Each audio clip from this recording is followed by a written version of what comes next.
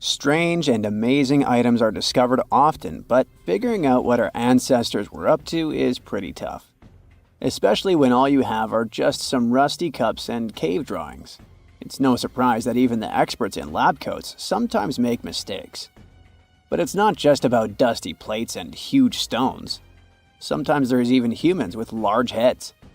So grab your digging tools and let's travel back to ancient times to explore incredible societies that even scientists can't fully explain.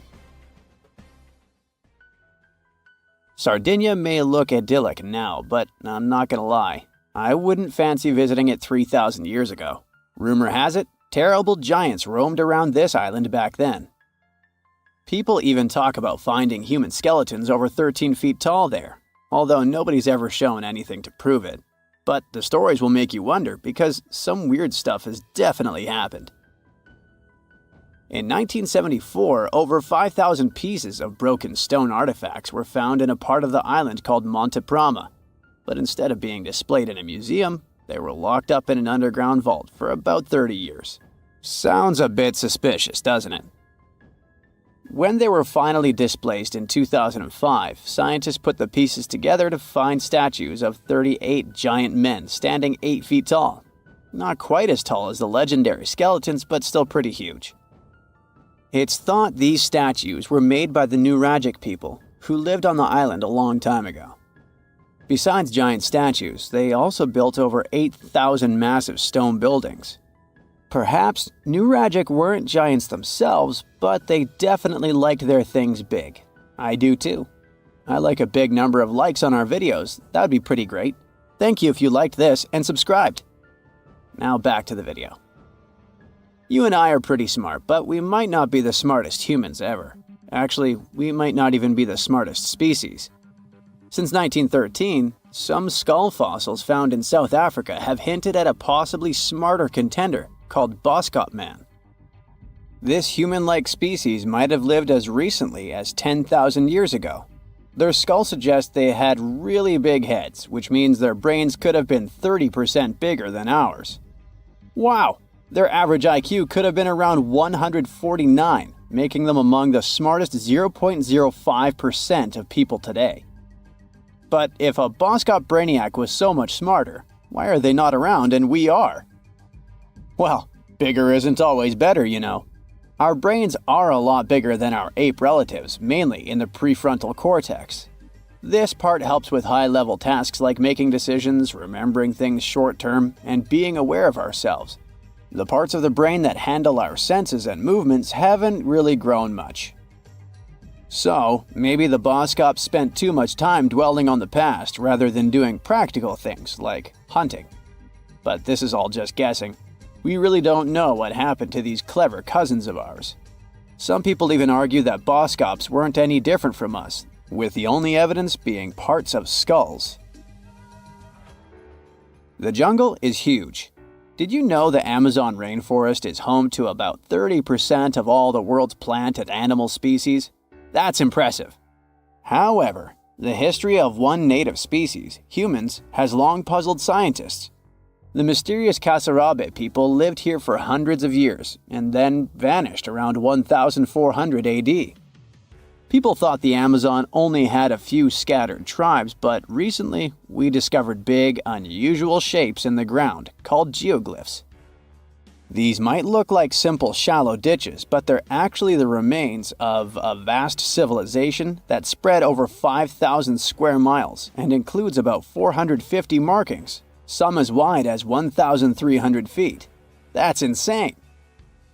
They likely contained ceremonial buildings and could have hosted up to 1 million people as recently as 550 years ago. Thanks to new technology like LiDAR, which uses a safe laser to map the forest without harming it, we can explore deeper. In 2019, some scans showed miles of raised roads and pathways and even pyramids over 70 feet tall. They found 26 separate settlements, 2 of which were at least 250 acres each. Damn, that's like 330 soccer fields. It's not certain what happened to the Kasarabe people.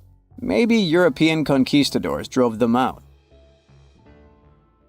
Maybe the most baffling ancient civilization is one we've never actually found a trace of. Yep, I'm talking about Atlantis, the grand city that supposedly sank into the ocean. The first mentions of Atlantis come from the ancient Greek philosopher Plato, who talked about a great city near the Strait of Gibraltar. But for ages, everyone just thought Plato made up Atlantis as a perfect version of his own Athens. So why, about 12,000 years after it supposedly vanished, do we still wonder if it might be real? Well, in the 19th century, U.S. Congressman Ignatius Donnelly wrote a book giving 13 reasons why he thought Atlantis was more than just a myth. Then, in 1965, some folks thought they actually found Atlantis when they discovered the Richat structure, a massive 25-mile-wide dome in Mauritania, Africa. It's so big that you can see the whole thing from space. 2 astronauts flying over the Sahara Desert spotted this giant eye staring back at them and thought they'd made the discovery of a lifetime. Unfortunately, there's no solid evidence linking this structure to Atlantis. It's believed to have formed from volcanic activity about 100 million years ago. But it does look suspicious, doesn't it? Still, we're no closer to knowing the truth. Imagine going back to about 3,300 BCE and finding yourself in South Asia. Welcome to the Harappan civilization. These people were way ahead of their time. They had cities like Harappa and Mohenjo-Daro, complete with baked brick houses, sophisticated drainage systems, and even public baths. This place might have had over 5 million people, making it one of the densest regions at the time. They also invented a system of standardized weights that was incredibly useful for traders. And trading they did. These people had connections stretching all the way to the Middle East, thanks to their great skills in metallurgy. They even had a form of ancient branding. The seals were used to stamp clay on trade goods. Despite being so advanced with a thriving urban life, there's a whole bunch of mystery shrouding their language and script. We've got bits and pieces of their writing, but no one's deciphered them yet, even with all the technology we have today. We also still don't know how exactly their society worked. It looks like they didn't flaunt their social status as much as other civilizations. No grand palaces or massive monuments. Instead, their largest buildings might have been granaries. They sure were practical. Unfortunately, all good things must come to an end. Around 1800 BCE, this bustling civilization started to decline, possibly due to shifts in river patterns. As the environment changed, the Harappans packed up, moving towards more hospitable lands. Ever heard of the Minotaur? The beast with a bull's head and a man's body, hunting the bravest travelers in a massive maze.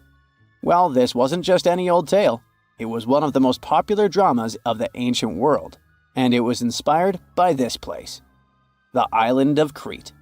The Minoans lived here during the Bronze Age. They had stunning palaces, amazing frescoes, and a culture so rich it still fascinates historians to this day.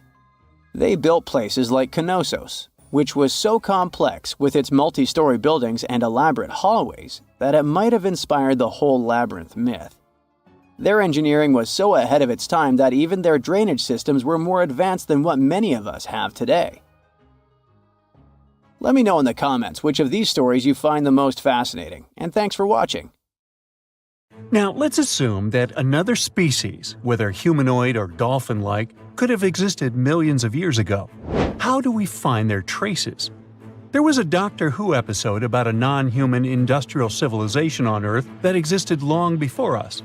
These reptiles, called Silurians, were forced deep underground by a catastrophic rise of temperatures on Earth, and there they thrived for centuries. That inspired scientists to create the so-called Silurian hypothesis. If there was an advanced civilization before us, we should find their traces somewhere. Well, let's try. Climatologist Gavin Schmidt and astrophysicist Adam Frank decided to dive into this themselves. Like us, any technologically advanced civilization would be hungry for energy. So they looked for global effects that would leave a widespread mark. For example, hints of large-scale industrial processes, like plants and factories, and their leftovers. Then comes the question of how long these civilizations would last. If they existed for a long time, we should look for long-lasting signs, like residues from burning fossil fuels, mass extinctions, synthetic chemicals not found in nature, and even traces of nuclear fission. Basically, we should search for the same kinds of things that humans are currently leaving behind as evidence of our activities. Unfortunately, this evidence isn't that easy to find. Let's imagine an unsettling scenario if humanity suddenly disappeared. Even though it seems like we've left a lot of changes on our planet, the future civilization millions of years from now would struggle to find any remnants of our existence. Why? Earth. But Adam Frank isn't too optimistic. Even now, our cities cover less than 3% of the surface, making it easy to miss ancient city ruins. Whether a city survives over tens of millions of years depends on whether the land around it is sinking, getting locked into a rock, or rising, getting worn away by rain and wind. So, places like the French Quarter in New Orleans might have a better shot of making it into the geologic record than, say, Haight-Ashbury in San Francisco. When it comes to finding artifacts, the odds are pretty slim as well. No prehistoric iPhone would survive millions of years, fancy glass or not. Finding their fossilized remnants might be a bit more promising, but it's still tricky. Considering modern humans have only been around for about 100,000 years, it's quite possible that we might overlook any traces of an earlier advanced species. There is one thing, though. We could stumble upon their traces in rocks.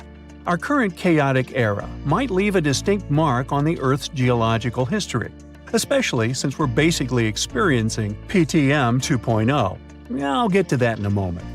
So they try to look at the changes in the carbon cycle. Humans have been releasing a lot of fossil carbon since the 18th century. This leaves a special mark in the carbon isotope ratio, like a signature that shows the difference between carbon in living things, such as seashells, and carbon in lifeless volcanic rock. Scientists also look for signs in the way sediments are arranged. Large coastal deltas might mean that there were bigger rivers made by folks in this hypothetical civilization. Traces of nitrogen could suggest big-scale farming, where they used a lot of fertilizer. Spikes in metal levels in the sediment could mean runoff from heavy industries. Of course, a single find like that wouldn't tell us anything. Schmidt says the key is to look for multiple signs together. Without clear artifacts, the uniqueness of an event might show in various clues rather than a set of changes linked to a single cause. On a quest for Silurian-style clues, scientists even decided to check the Moon. Some astronomers find it surprising that no one has looked into this before. They even joked about the possibility of dinosaurs building rockets and leaving traces on the Moon or other celestial bodies.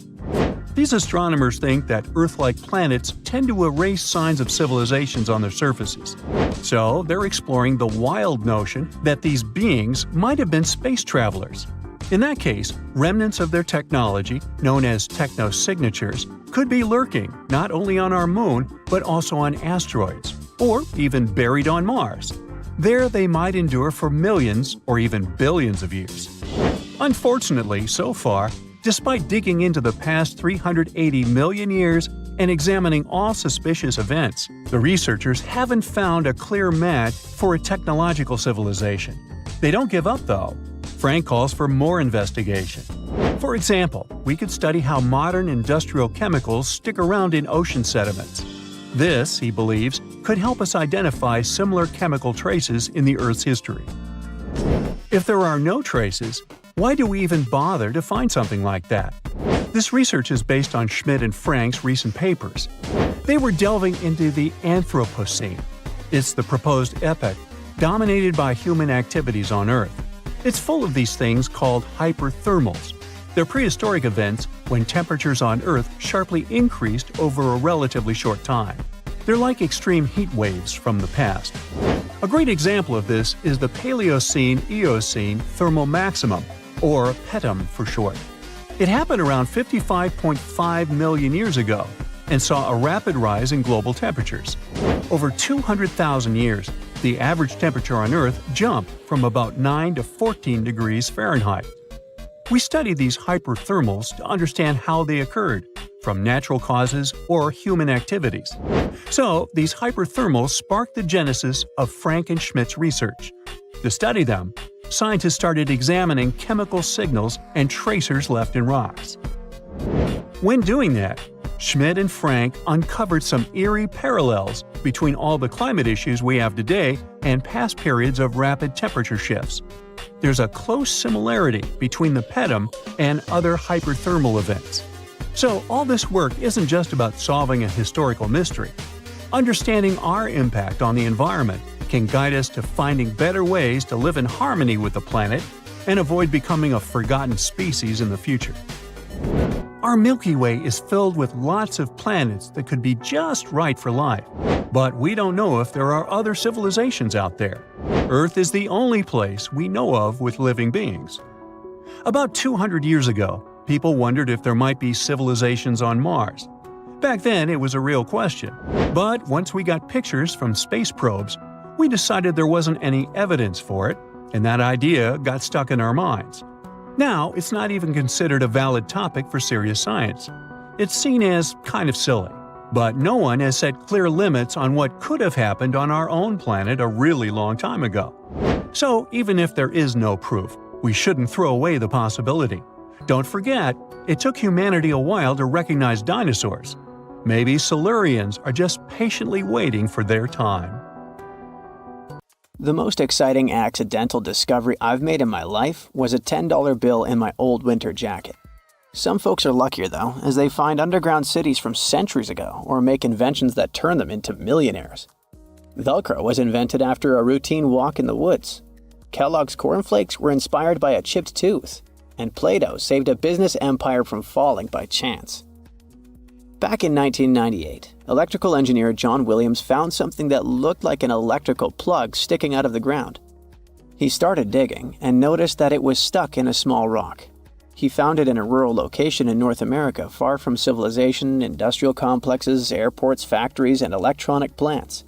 This piece of electronics embedded into a solid granite stone got the nickname enigmalith and a price tag of $500,000.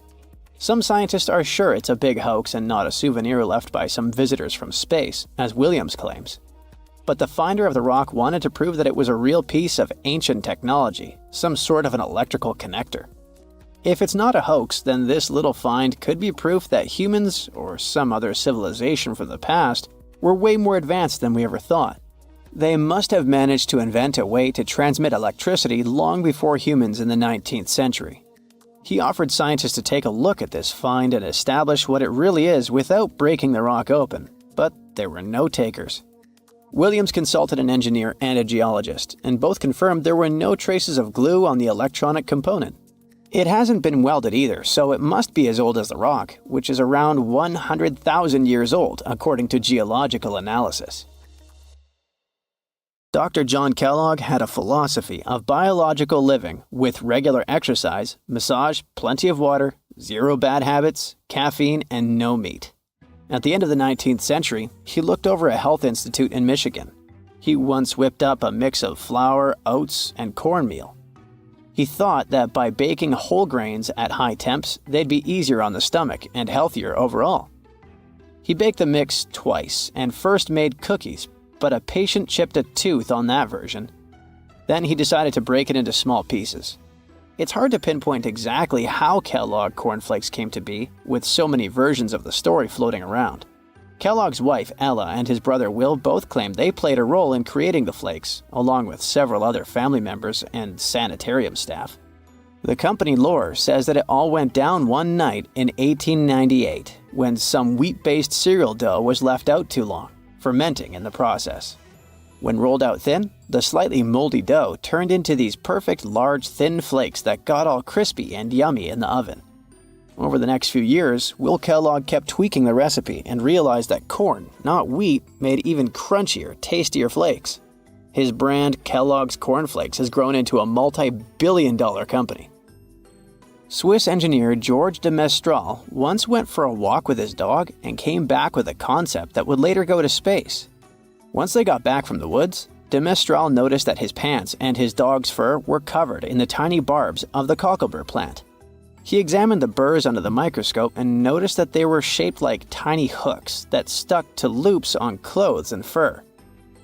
He decided to recreate that natural tech to design an extra strong fastener, one with many practical uses.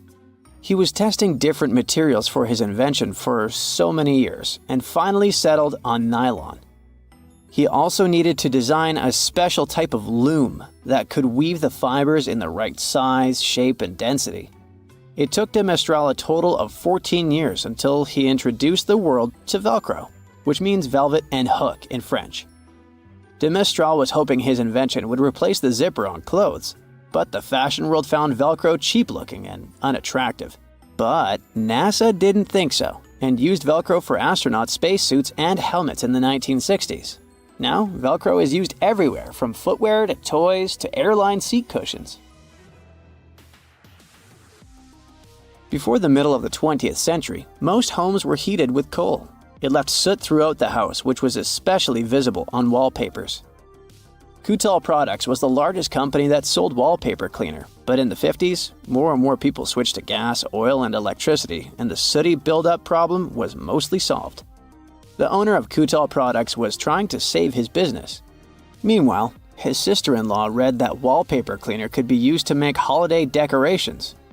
She worked as a nursery school teacher, and modeling clay was pretty hard for her students to handle, so she decided to test this material for molding into different shapes, and it works out just fine. She told her relatives about the discovery and suggested a name for it: Play-Doh.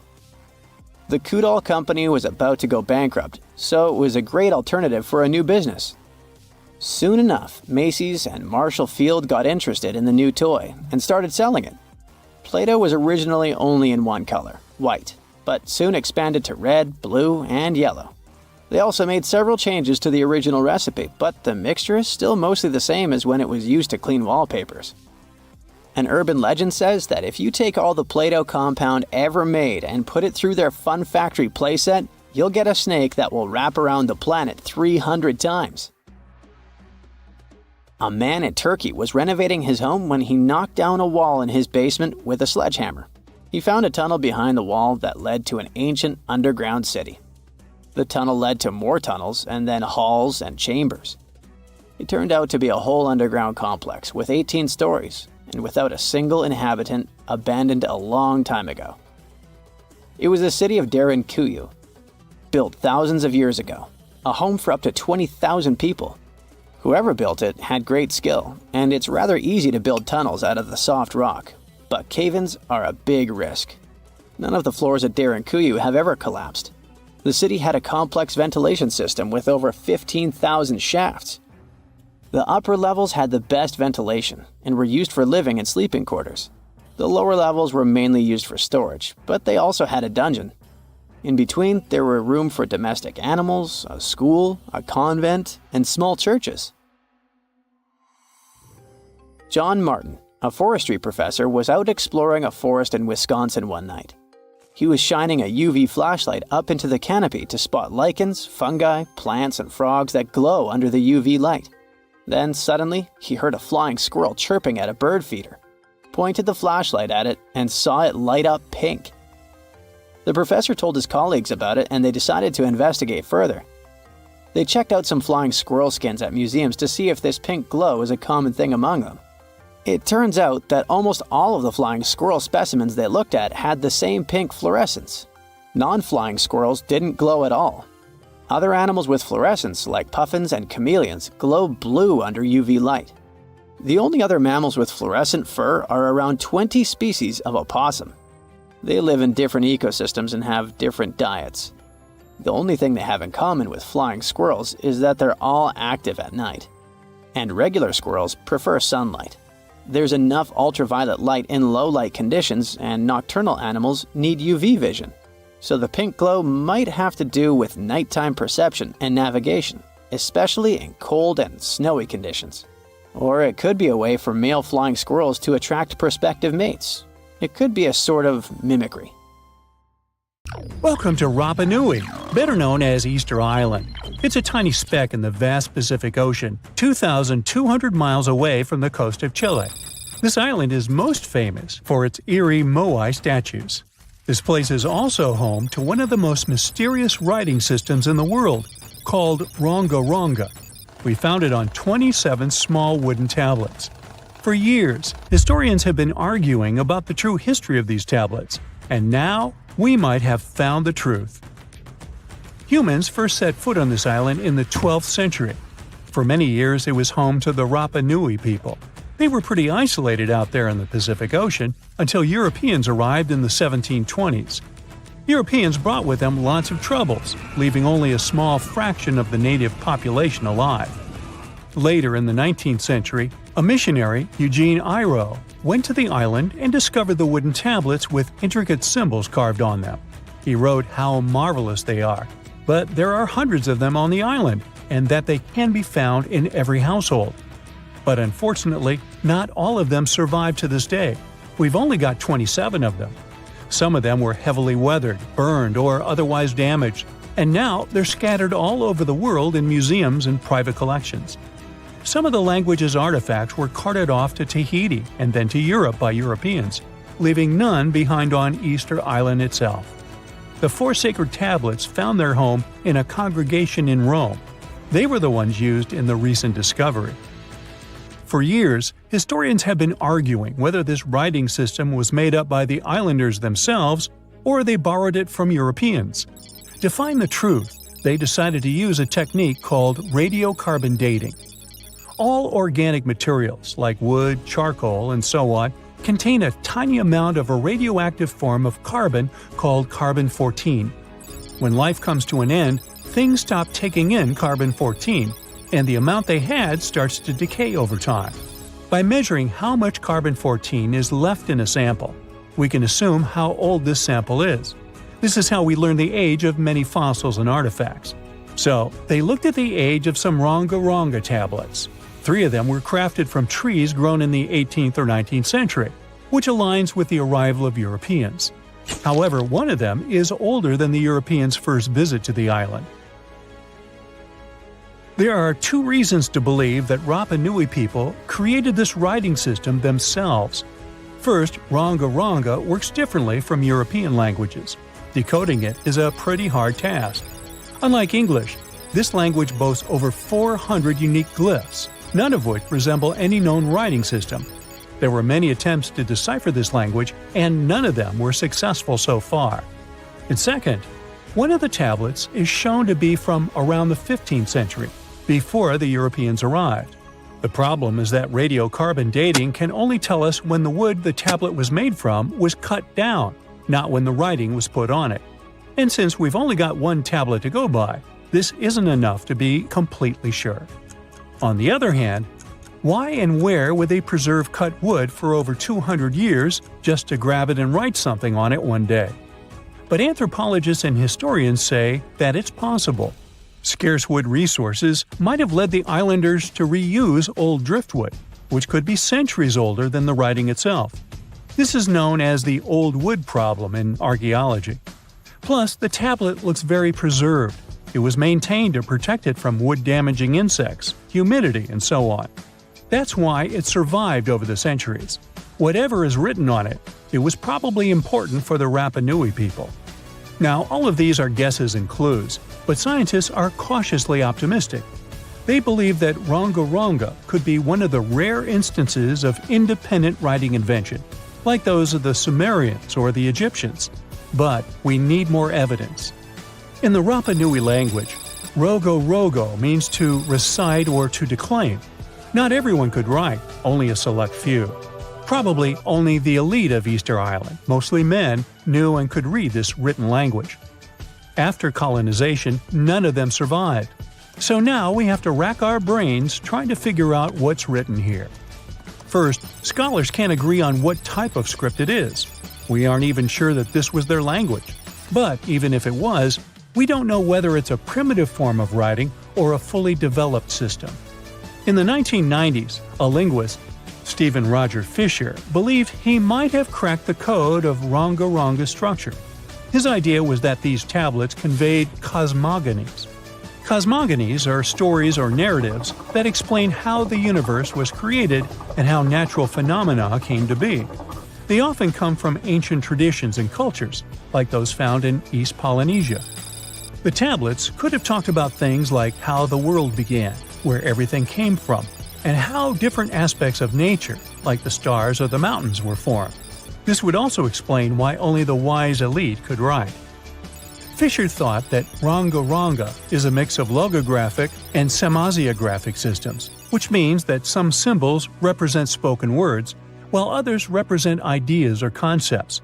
But deciphering them would be very hard because it requires extensive memory and knowing context, because the symbols are more like hints than complete expressions.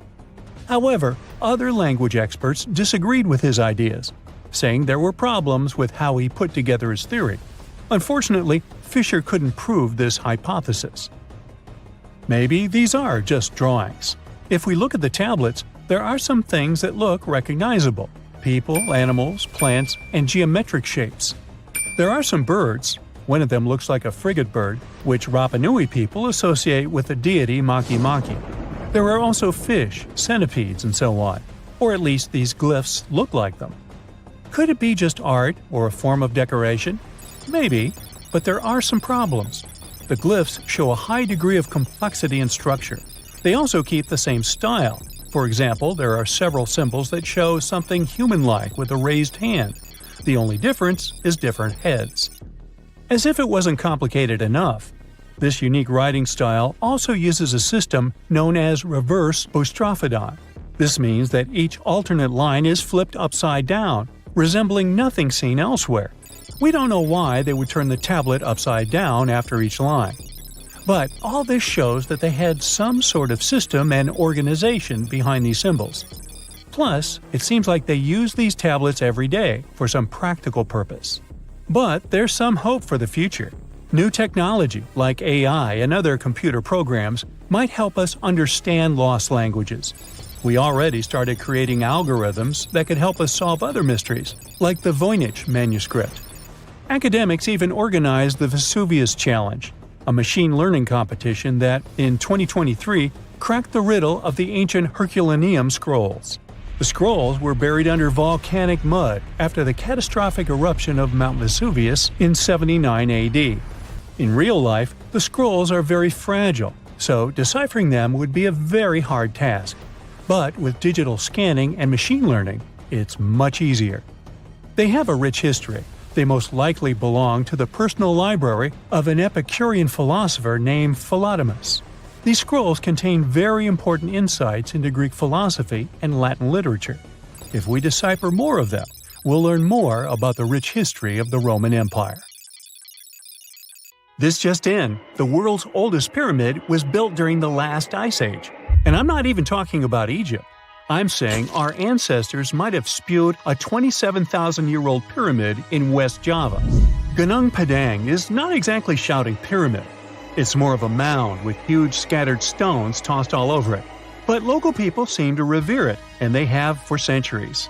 It wasn't until recently that the Indonesian authorities decided to excavate a bit deeper to see what all the fuss was about. They ended up finding the remains of a human settlement. It was rather unexpected, since the mound is pretty high up. This excavation could only prove there were humans in the area as far back as 45 BCE, which sounds reasonable. It was up to an Indonesian geologist named Donny Hillman to prove that Gunung Padang is the world's first pyramid. He used all sorts of new technology to support his claim. Our guy used carbon dating, which digs deep into the earth and takes whole chunks of soil. He found layers and layers of constructions, like he was digging up Rome and finding ancient buildings buried in the ground. His research proved that there had been caverns and even rooms down there, which could only mean one thing: humans. As for the rocks located up in the mound, they were most likely strategically placed by the people who lived there back in the day. They needed a place to meditate, so they arranged things in a harmonious way. Their smooth surfaces wouldn't be the result of years of erosion, but the works of great sculptures, the Michelangelos of their day, let's say. If this is all for real, then human civilizations began way before we think they did. Our ancestors, the Paleolithic humans, didn't have what it took to be considered a civilization, especially not the tools and knowledge to build pyramids. They needed a lot of masonry skills, which weren't all that available during the last ice age. His peers don't share this view, though. They could believe Hillman's theory if he had found evidence such as charcoal and bone fragments, but he didn't. Flint Dibble, another archaeologist, says that without concrete evidence of human activity, there's no proof of an actual pyramid. In this case, all the data proves is that the soil in the mound dates back to 27,000 years ago. He thinks the rocks on top of the mound just slipped down the hill, like rocks normally do. Only a complex society would have managed to build a stepped pyramid like they claim it was. But according to Bill Farley, an American archaeologist, there's just no reason to believe there were any settlements in Indonesia during the last ice age. Now, just so you know, the oldest known ancient society with this kind of knowledge is probably 11,000 years old and used to occupy the region of modern-day Turkey. Take a look, Turkey's Göbekli Tepe. It's also not a pyramid, but it's the oldest monolithic construction made by humans. Back in the Neolithic period, a lot of people settled there, and there are proofs for it. For example, the walls there are covered in ancient drawings of clothing and wild animals.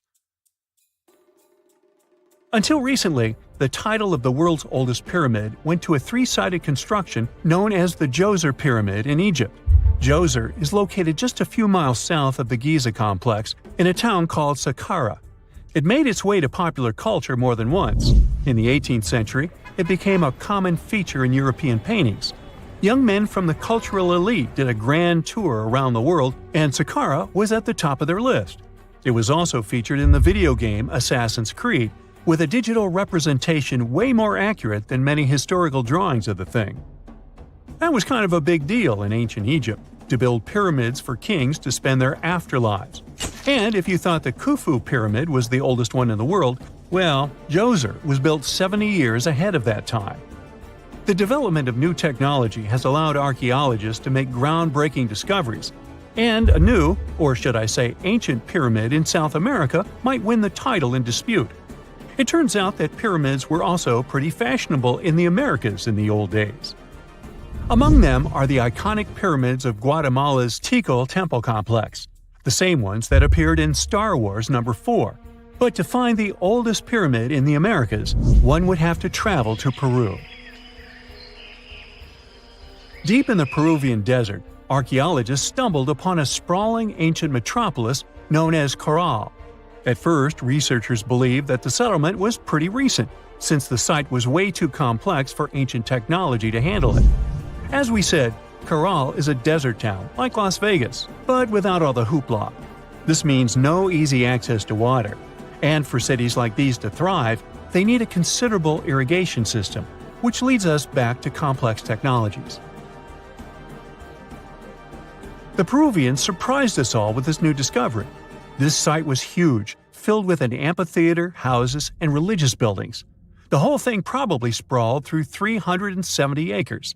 And when scientists went to test their initial hypothesis using radiocarbon dating, they found that the city probably sprung around 2027 BCE. On the site, archaeologists found 6 pyramids that could possibly predate the one in Saqqara. As far as they know, both civilizations coexisted in the same time period, in opposite parts of the world.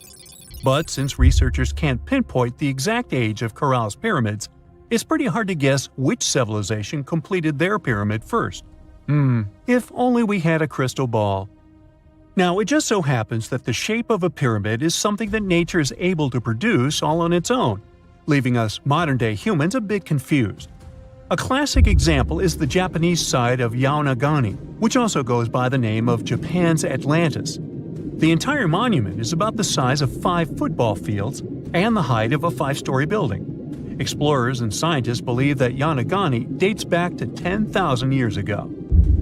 For Japan's top marine geologist, Professor Masaki Kimura, Yaonagani is the heritage of a lost civilization. Kimura has dived into exploring the ruins over 100 times over the past 10 years. To him, there are clear signs of human activity down there. Check out this triangular-shaped pool on the monument's surface. Kimura thinks it's actual proof of humans, because this triangle-shaped concave is a historical symbol of water fountains in the region. As it happens with a lot of these cases, not all scientists are convinced the same. For many, Yonaguni is probably the result of thousands of years of erosion, and the fact that the monument is composed of one massive rock leads them to believe it is not really human-made. Sure, these huge basalt columns may look like the ruins of a palace, but they're most likely the result of the intense volcanic activity in the region. And speaking of natural formations that really look like a human made it, a pyramid on Mars has been a hot topic lately. Humans have been keenly trying to prove that there is life on Mars for quite some time. But some are stretching it really far, saying that little green or gray people built a pyramid on the planet to try and build their own civilization. This picture was taken over a decade ago by the Mars Reconnaissance Orbiter, the MRO, but it started to resurface recently. It shows what looks like a three-sided pyramid. Some people claim that the smooth side of the pyramid could only be the effect of otherworldly work. Then science comes along and explains that Mars is home to one of the deepest canyon systems in the whole solar system. The so-called pyramid is located in what is known as the Kandor-Chasma region. This Martian region has a bunch of similar formations that are nothing more than the result of erosion. Nothing supernatural going on there, apparently. Antarctica. It was once a green land full of dinosaurs, but now it's a frozen continent bigger than that of the US that doesn't belong to anyone. It isn't hard to find. Wherever you go, just go south until you get to the big icy thing at the south pole of our planet. It lies within the Antarctic Circle, and it's the largest single mass of ice on Earth. The continent is bigger than the US and even bigger than all of Europe. And still, Antarctica was officially discovered recently. Scientists hadn't known of its existence until 1820. After the discovery, it took another 2 decades to confirm it was a whole new continent, and a few more decades after that to decide on a name. In Antarctica, anti means the opposite, so Antarctica literally means the opposite of the Arctic. Now, even before scientists discovered the land, ancient Greeks already theorized that there must be a southern continent to balance out the Arctic in the north. Also, some scientists who studied Polynesian artwork and oral history believe that Polynesians found the continent over a millennia before the Europeans did. Anyways, today we all know of this icy land at the South Pole. Because of its location, there are just 2 seasons there, summer and winter, and both last 6 months. In summer, it's a bit warmer, and the continent exists in pure daylight. And in winter, it's dark all day long. 98% of Antarctica is ice. This continent alone stores 60% of the planet's fresh water. And yet, despite all those water reserves, Antarctica is the biggest desert in the world. By definition, a desert is an area with sparse vegetation and little snow or rain. Notice that plenty of sand isn't a necessary condition here, even though the continent does have some sand and even sand dunes. It also gets a lot of wind. Antarctica is the windiest continent on Earth, and wind speeds can reach 200 miles per hour. That's even faster than hurricane winds. The little snow the land gets never melts. It just builds up over time, for centuries and millennia. So there's a thick ice layer there. This makes Antarctica full of hidden secrets. There's a whole new world underneath its ice. For example, there are a lot of mountains on the continent that are like 9,000 feet tall. It's taller than 3 Burj Khalifas stacked on top of each other, if we must, and that's currently the tallest skyscraper in the world. But we don't see all those mountains because they're all hidden under the ice sheet that's almost 16,000 feet thick. There's also a lake down there, beneath over 11,000 feet of snow. The lake is called Lake Vostok, named after Vostok Research Station, under which it's located. Originally, it was just a hypothesis. Over a century ago, a scientist suggested that the huge pressure created by tons of ice could decrease the melting point of ice in the lowest layers of the ice sheet, creating liquid water, which could form a lake. He didn't prove his ideas in his lifetime, but others continued his work and confirmed that this theory was true. There's also a canyon in Antarctica, hidden underneath huge masses of snow too. It's deeper than the Grand Canyon we have in Arizona. There is a mountain range that divides the continent into 2 parts, East Antarctica and West Antarctica. The western part of the continent is experiencing higher temperatures and is starting to melt. If West Antarctica melts and releases its stored water, it will raise the average global sea level by about 16 feet. That will be enough for some cities all over the world to completely disappear. Perhaps the first to turn into a water world will be Thailand's capital, Bangkok, which is just 5 feet above sea level. Then it will be Amsterdam in the Netherlands, followed by Ho Chi Minh City in Vietnam, Cardiff in the UK, and New Orleans in the US. People do a lot of work in Antarctica now, residing there for many months at a time to study this mystery of a continent. Over the years, even a few children were born there. But it's not a country, and the land doesn't belong to anyone.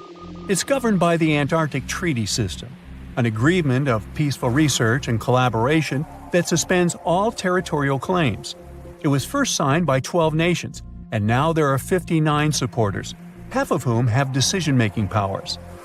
The continent is occupied all year round by researchers from all over the world. There are about 5,000 people living there in summer and about 1,000 in winter. Yet no one is a permanent resident there. People come and go, and the scientists take turns spending time there. The average yearly temperature there is negative 30 degrees. But there was a time when Antarctica was about as warm as Melbourne, Australia is today. It was about 40 to 50 million years ago. I wasn't around then. But the continent had green forests and dinosaurs roaming its land, chilling in the sun in a 63-degree Fahrenheit environment. That was before penguins. In our age, it's so cold that you won't even find any trees or bushes in Antarctica, just the snow. The only plants that can thrive in such extreme temperatures are lichens, moss, and algae. People can't stand such freezing conditions for lengthy periods of time either, so the continent has never had any indigenous population. Well, that is, if we don't count penguins, seals, whales, and a few other types of birds that live there now. Antarctica's fauna is the scariest and least diverse on the planet because only a few organisms can withstand its harsh conditions and because non-natives aren't allowed to be brought there. So, if you decide to travel to Antarctica with your cat, well, you can't. Hey, I don't make the rules. But those few species that live on the South Pole totally own the place. There are no more than 5,000 people there and around 20 million penguins. They are a kind of settlers, though. Penguins' first ancestors lived in Australia and New Zealand.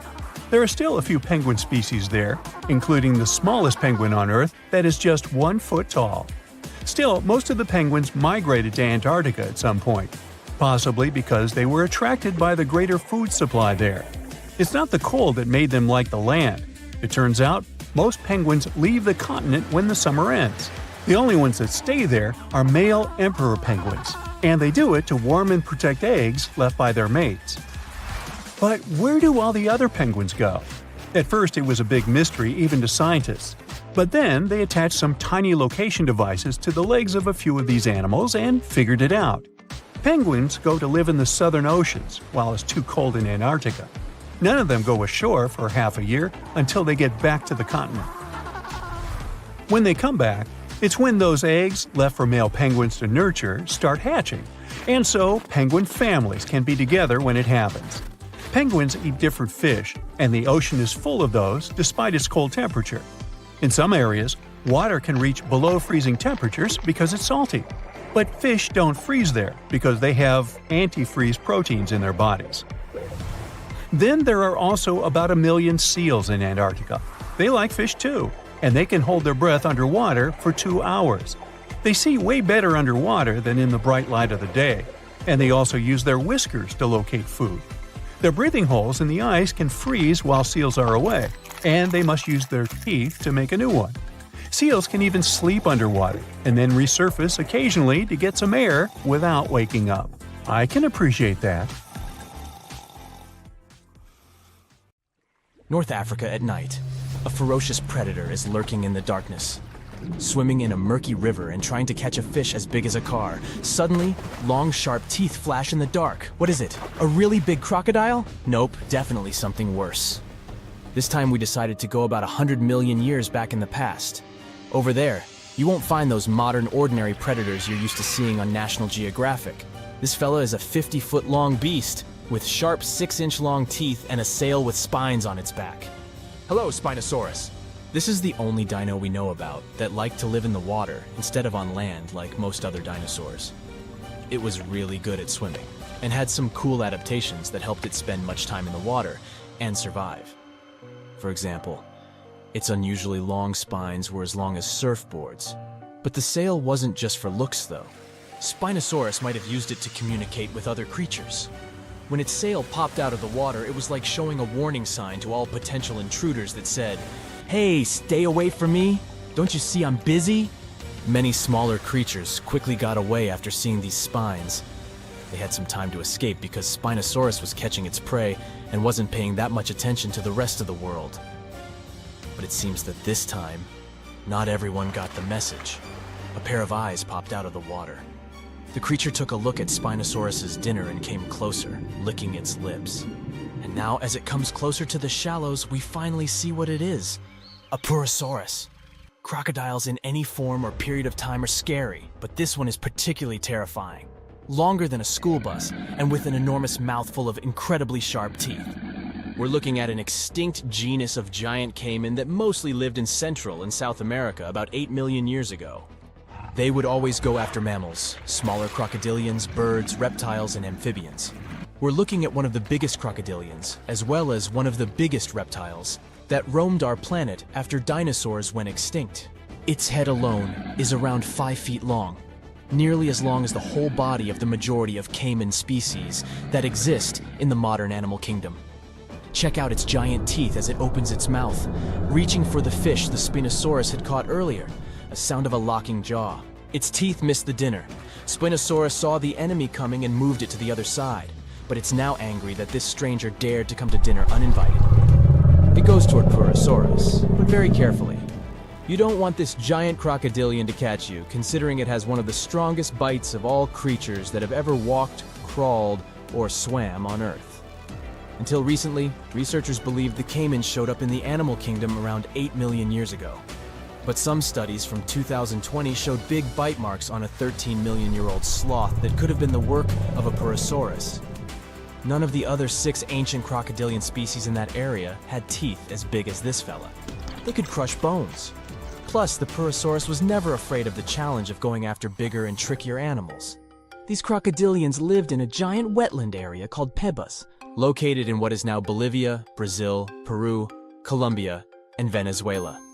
This was home to some incredibly big creatures, including rodents as large as buffaloes and gigantic turtles, but the Purosaurus didn't only go after them. There were fierce, strong, and large reptilians, Gripacucus, Morisuchus, Stupendemus, that he was hunting too. They were ferocious predators a rare animal could escape from, until the Purosaurus entered the scene. Considering its size, the Purosaurus needed about 88 pounds of food every day to survive. That's a lot of food, almost 20 times what the American alligator from modern times needs to thrive.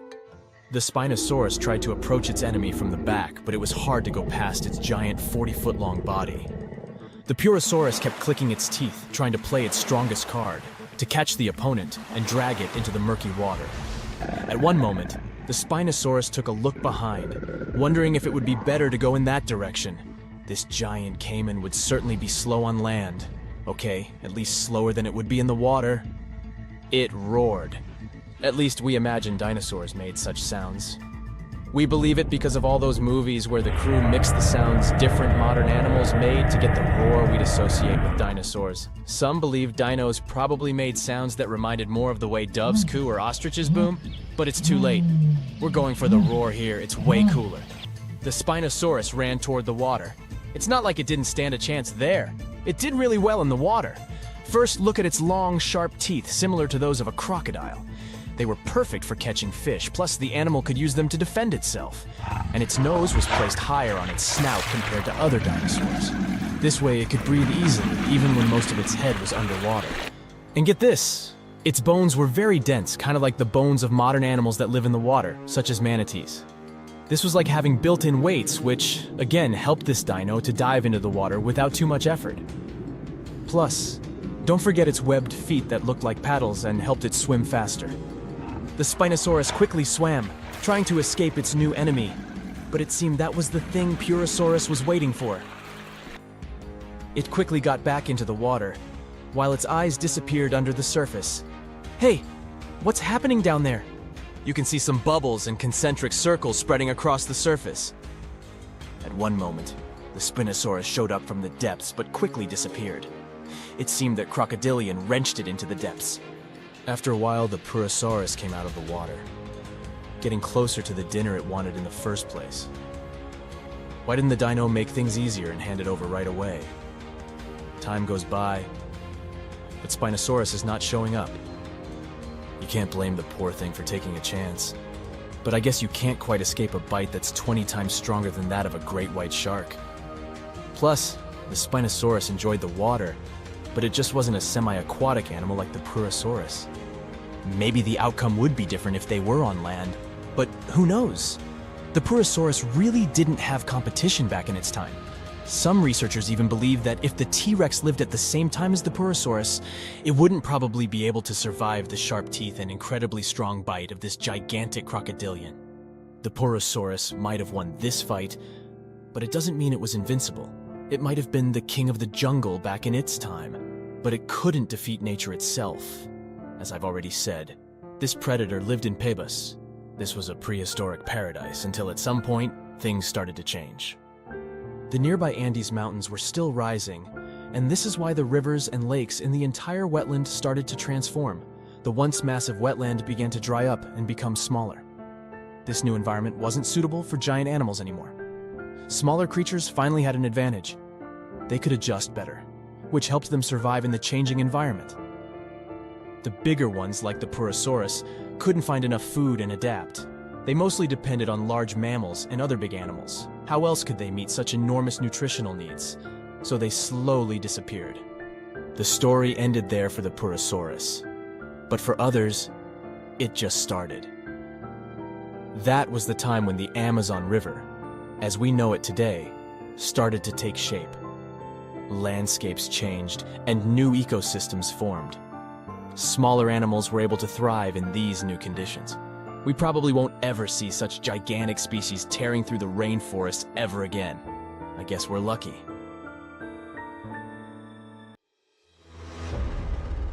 We people used to have real superpowers, but they all disappeared long ago because these abilities became useless and evolution took them away. For example, one of these superpowers was hibernation sleep. Yeah, it doesn't sound as cool as teleportation or flying, but in the modern world, it would be helpful. Imagine that you go to bed before winter and wake up in the spring. No cold weather, no spending money on food at this time, just a long, deep sleep. So perhaps our ancient hominin ancestors, more like primates than humans, could fall into a long hibernation. It was about 500,000 years ago, hundreds of thousands of years before the appearance of the first Homo sapiens. Hominini of that time lived in caves during the Ice Age and fell into a long sleep to survive. However, this is not a confirmed fact, but scientists have some guesses about it. Paleontologists discovered many fossils of our ancestors in one Spanish cave. The analysis showed that hominini lacked vitamin D and fat reserves. These strange indicators showed that the inhabitants of these caves could be in a state of hibernation. Perhaps their metabolic processes slowed down and their fat and vitamin reserves were depleted to support life during a long sleep. Of course, such an ability could be useful in the modern world, but it has several disadvantages. Let's look at the example of bears and what problems they can face during hibernation. Unique metabolic processes support their long sleep, but if these processes are violated, then after waking up, the bear can get very sick. This may happen because of an insufficient amount of fat and food. Another ability from the past would help save thousands of dollars for modern people. This ability is strong and healthy teeth.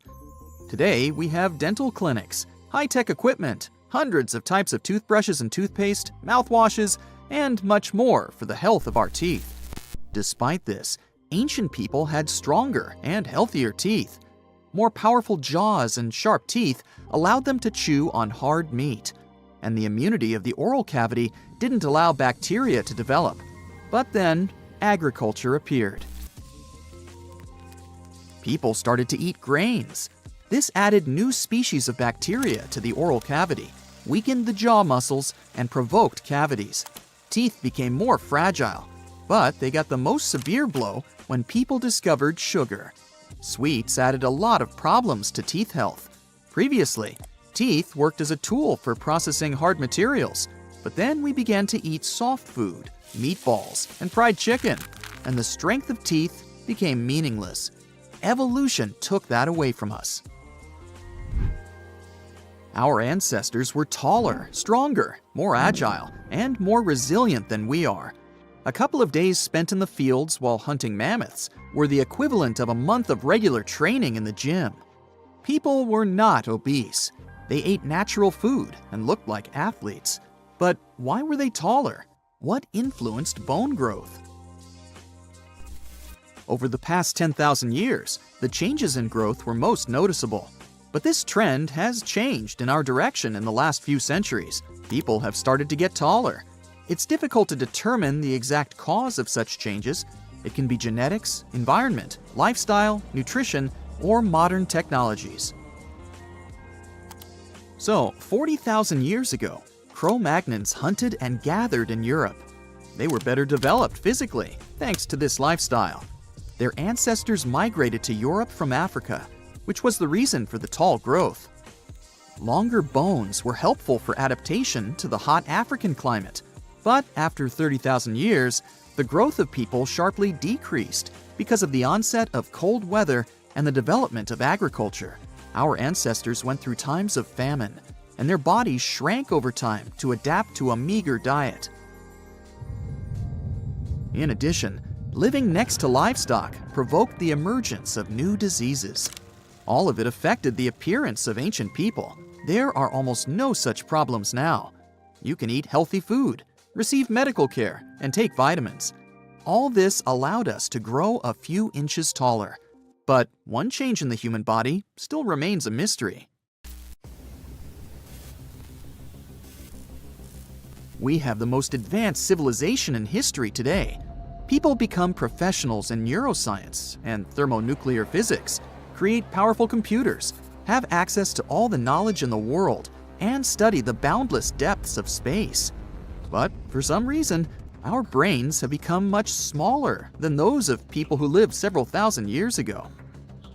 But how is this possible, given that people were engaged in agriculture, trade, and the manufacture of simple tools in the distant past?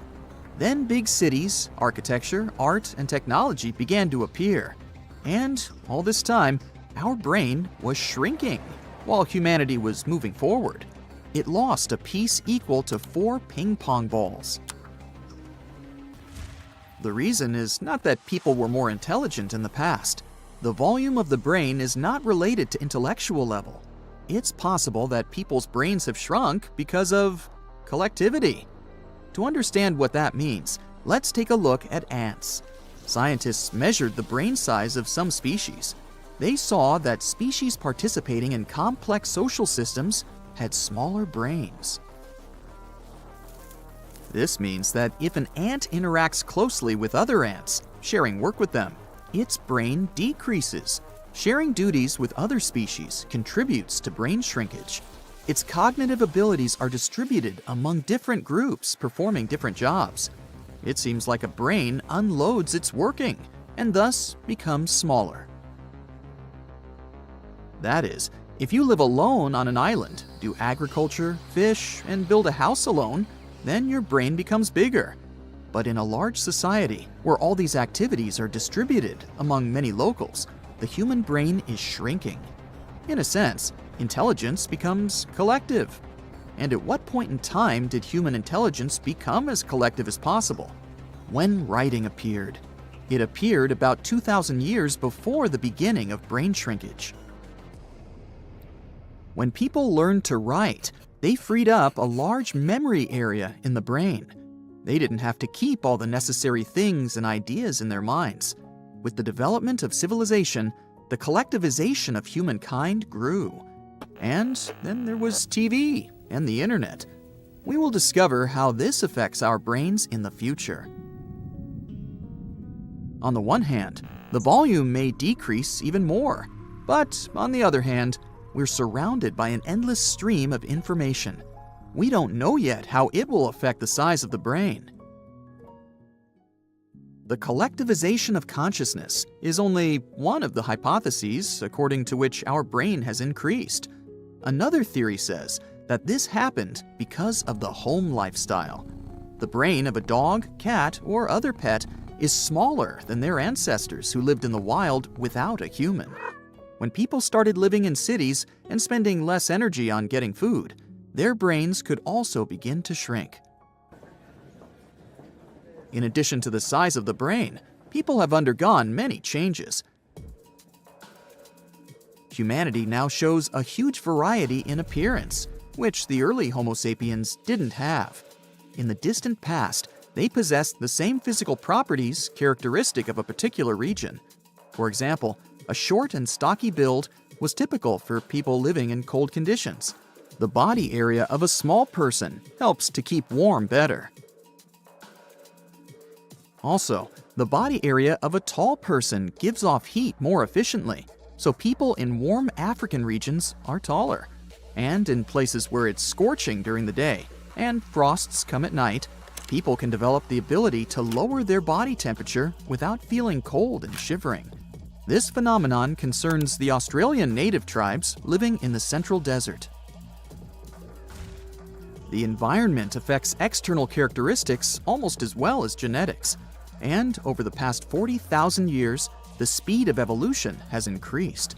The ability to travel and the growth of the people population contributed to the mixing of different ethnic groups across the planet, which also provided diversity in evolution. It seems like humanity still comes to the highest point of our evolution, and perhaps there are no limits to that.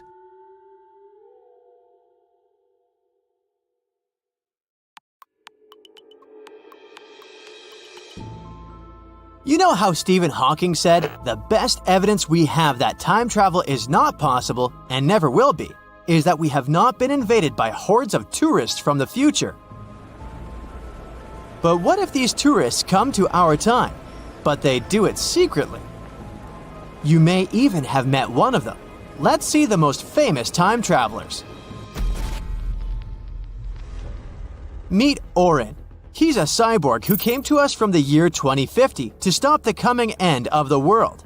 In 2020, he appeared on a TV show where he said the whole world was inside the Matrix. Then he hit the headlines and gave an interview to a popular YouTube channel. As proof that he's a cyborg, he demonstrated his robotic voice, which can be made in a simple computer program. He also called himself We because he declared himself a collective consciousness that had come to save humanity. Orin became famous for his predictions about the near future, but it turned out that many experts had already announced these forecasts earlier. He also said that a huge corporation was suppressing humanity, and we were inside a complex computer simulation. If we don't improve or care for each other and nature, the end will begin in 2050. Orin no longer appears on major shows, but he has a small fan base of people who love all sorts of fantastic theories. Another time traveler is Adam Archin, who came to us from 2045. There was an interview with him on YouTube where he shared some details about the future of the US, after which the video went viral and hit the lines in many newspapers. Archin reported that the last official president of the country would be the daughter of Martin Luther King III, and she would become the greatest US president in history. Another exciting event that Archin announced is supposed to happen in 2028. He said that people would learn about the existence of extraterrestrial civilizations. He added that these creatures wouldn't come from outer space. The traveler also noted that the world would switch to a single digital currency and all cash would disappear. Of course, no one believed him, so the experts conducted a lie detector test. And Adam Archin successfully passed it. He said that he had a chip in his hand to facilitate time travel. An extraterrestrial civilization would arrive on Earth in 2028, and in 2045, people would be closer to robots. The lie detector didn't state that Archon was lying, but this doesn't mean he told the truth, since the device can be deceived with the help of special training. In any case, in 2028, we will find out whether Archon was right or not. All these time travelers arrive in the past and, for some reason, don't use knowledge from the future. What would you do if you could go back 50 years? Perhaps you would invest money in shares of some young company that will become a big, expensive corporation. In that case, everyone would believe that you really came from the past. And by the way, one guy did it. He invested $800 in the stock exchange and made $350 million out of it. This guy's name was Andrew Carlson, and he hit a big jackpot in 2003. However, he didn't manage to enjoy a rich life because the FBI came for him. Andrew sold some stocks and bought others, and did this very successfully. Thus, in a few months, he became a millionaire. The Securities Commission couldn't believe in such coincidences, so it called the FBI. During the interrogation, everyone was sure Andrew would begin to justify himself and say he was lucky. But instead, he calmly replied that he came from the year 2256 with the help of a time machine. Of course, no one took it seriously. But when the FBI started looking for information about this man, they found nothing. Andrew Carlson had no documents. He was not in any database. He just appeared out of nowhere and started making a lot of money. He was interrogated for about 4 hours, and he behaved pretty calmly. It seemed as if he was telling the truth. However, he didn't tell them the time machine's location. When the press found out about this man, he immediately became a celebrity. Well-known news sites began to write about Andrew Carlson. Articles have appeared in Japan, Australia, Germany, the UK, and other countries. And of course, journalists started calling the FBI to find out more details about this guy. And the FBI told them that the whole story was fiction and that there was no Andrew Carlson. Information about him appeared on an internet resource known for its fake news. At some point, the article about the time traveler somehow got into Yahoo, where it went viral. So, as we see, all statements about time travelers are either fiction or a lie. Conversations about such travels appeared thanks to fantastic films and books. Pop culture has greatly influenced this fantastic concept and created several theories claiming that time travel is real. And some people believe that, especially those who are far from science. But what do real scientists think about this? Are such trips really possible? Let's try to find out. Scientists say yes, time travel is real because we're now traveling in time. Time is moving forward and we're moving with it. We call it a journey.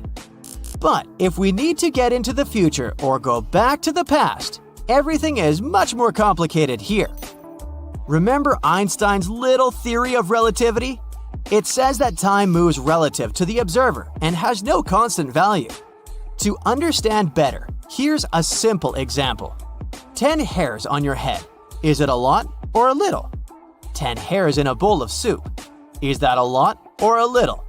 Everything is relative and depends on the conditions. The same thing happens with time and space. If we move at a tremendous speed, close to the speed of light, then time slows down for us. The perception of time becomes different for a person who's running and for one who's standing still. If we're near some heavy object, let's say 1,000 times heavier than the sun, then the time next to this object also slows down, thanks to its strong gravity. In this sense, time travel is possible. If you're an old person and meet your friend as young as he was 50 years ago. Why are you so young? Oh, I've been flying in space at a tremendous speed all this time, that's all. But this doesn't mean that this friend just sat on the ship for 50 years and didn't age. No, time was different for him. 10 years for you on Earth is a long period of time, but for him, these 10 years passed like half an hour. Gravity and speed bend time.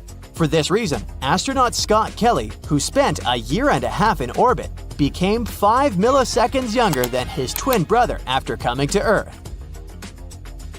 All this time Scott spent inside the ship flying in orbit at high speed, and he was also further away from the gravitational center of the planet.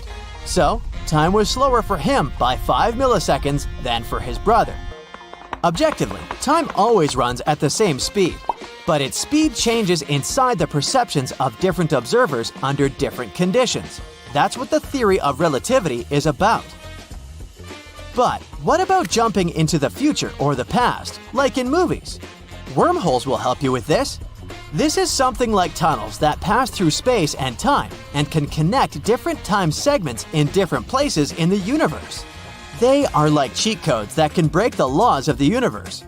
Wormholes are elusive, have different sizes, are unpredictable, appear in space, and vanish. But their main problem is that wormholes only exist in theory and sci-fi and have never been noticed in our universe by scientists. What if I told you you just won a round-the-world trip to visit the planet's most famous landmarks? Nice, right? But there's a catch. You might be visiting them for the last time in your life. That's because these landmarks are threatened to disappear during your lifetime. Yikes! Ah, Paris, the city of love. For our modern eyes, it's hard to imagine the city without its most famous landmark, the Eiffel Tower. But it wasn't always there, of course. Gustav Eiffel, the tower's architect, was commissioned to expose it during the 1889 World Fair. But the so-called Iron Lady was only meant to stand for 20 years. After that, it was going to be demolished. Except that, this planet